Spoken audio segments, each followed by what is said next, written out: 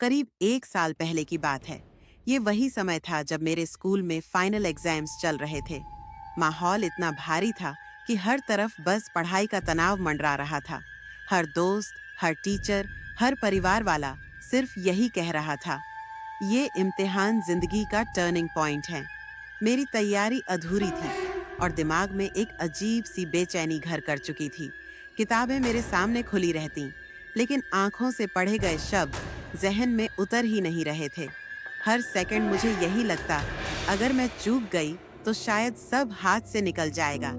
वैसे तो हमारे स्कूल की लाइब्रेरी रोज शाम 5 बजे तक बंद हो जाती थी।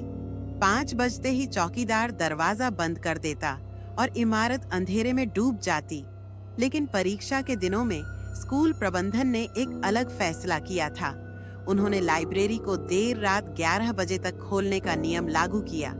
उस वक्त ये बात सुनकर हम सब खुश थे, क्योंकि रात का सन्नाटा पढ़ाई के लिए सबसे अच्छा माना जाता है। लेकिन मुझे क्या पता था कि वही सन्नाटा एक दिन मेरी जिंदगी की सबसे डरावनी याद बन जाएगा। उस दिन मैं शाम 6 बजे घर से निकली थी। मैंने सोचा था कि जल्दी पहुंचकर खूब तैयारी करूंगी। रास्ता छोटा था, इसलिए 7 बजते बजते मैं लाइब्रेरी पहुंच चुकी थी। लेकिन अजीब बात ये थी कि जैसे जैसे वक्त बीतता गया, मेरे नोट्स पूरे होने का नाम ही नहीं ले रहे थे। मैं पन्ने पलटती रही, लिखती रही, लेकिन घड़ी की सुइयां जैसे मेरे मजाक उड़ा रही थीं। जब मैंने नजर उठाई तो देखा रात के 10 बज चुके थे और लाइब्रेरी लगभग खाली थी। सारे स्टूडेंट्स जा चुके थे, बस मैं अकेली बैठी थी, चारों तरफ फैले सन्नाटे और पुरानी किताबों की बासी गंध के बीच। तभी मुझे अचानक हल्की सी चलने की आवाज सुनाई दी। वो आवाज इतनी धीमी थी कि पहले तो मैंने उसे नजरअंदाज कर दिया। लगा कि शायद चौकीदार हो या फिर हवा की वजह से कोई कुर्सी खिसक गई हो। लेकिन कुछ सेकंड बाद वो आवाज दोबारा आई, धीरे धीरे, जैसे कोई बेहद अजीब तरीके से कदम घसीट कर चल रहा हो। मेरी रीढ़ की हड्डी में सिहरन दौड़ गई। लाइब्रेरी के उस कोने में कोई नहीं था, फिर भी वो आवाज साफ सुनाई दे रही थी। दिल जोरों से धड़कने लगा। मैंने किताब बंद की और जल्दबाजी में अपना बैग उठाया। अब वहां रुकना मुमकिन नहीं था। मैं तेजी से लाइब्रेरी से बाहर निकली और कॉरिडोर की ओर बढ़ गई। कॉरिडोर लंबा था, सुनसान था और ऊपर लगी ट्यूब लाइटें बीच बीच में टिमटिमा रही थीं। कॉरिडोर के अंत पर मेन गेट था और मैं वहीं की ओर जा रही थी। मेरे कदमों की आवाज खुद मुझे डराने लगी थी। जैसे ही मैं मेन गेट के पास पहुंची, मेरी नजर सामने पड़ी। वहां एक महिला खड़ी थी। वो बिल्कुल स्थिर खड़ी थी, हिल भी नहीं रही थी।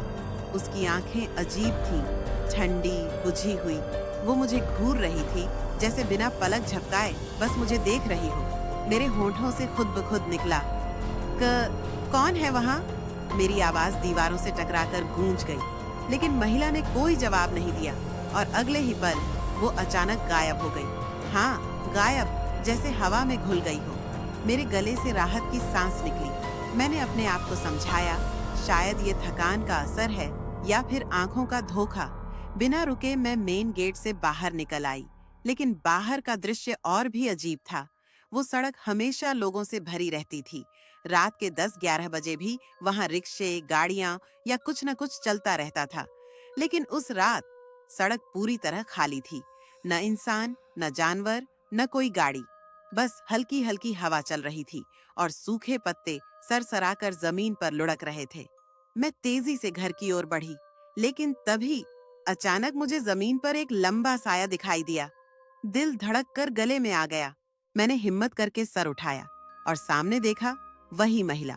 वो सड़क पर मुझसे कुछ कदम आगे चल रही थी। उसके कदम अजीब थे। वो लंगड़ाते हुए धीरे धीरे चल रही थी।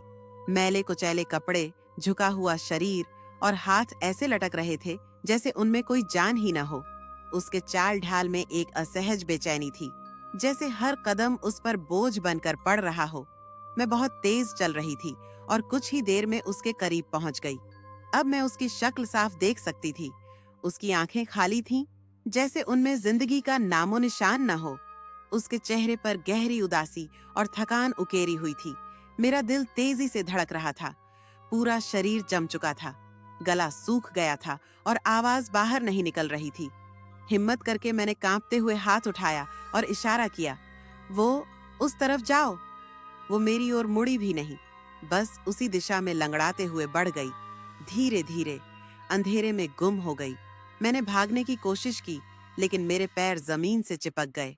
अचानक सब कुछ धुंधला होने लगा और फिर मुझे कुछ याद नहीं। जब होश आया तो मैं अपने ही घर के कमरे में थी। परिवार वाले घबराए हुए मेरे पास बैठे थे। उन्होंने बताया कि मुझे सड़क पर बेहोश पड़ा हुआ पाया गया था।